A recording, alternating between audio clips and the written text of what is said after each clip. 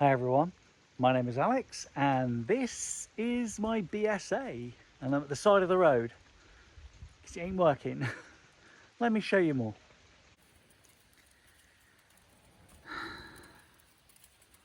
Not a million miles away from home, but still. So my ignition's on. Got my lovely BSA badge. You can see my ignition's on, but nobody's home. But if I turn the steering, hey, she comes back to life. And all I had to do was turn the steering, so it's like,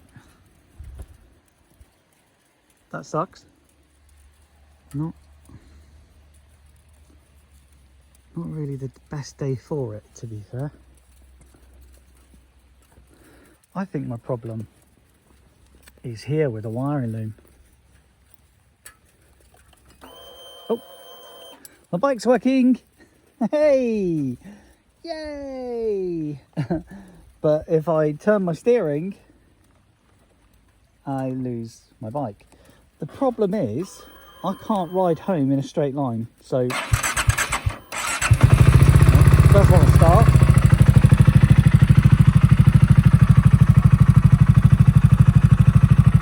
At the moment I go to counter steer or turn, I lose ignition. Ever since I've owned the motorcycle, I've had this, what I can only describe as a brain fart with it.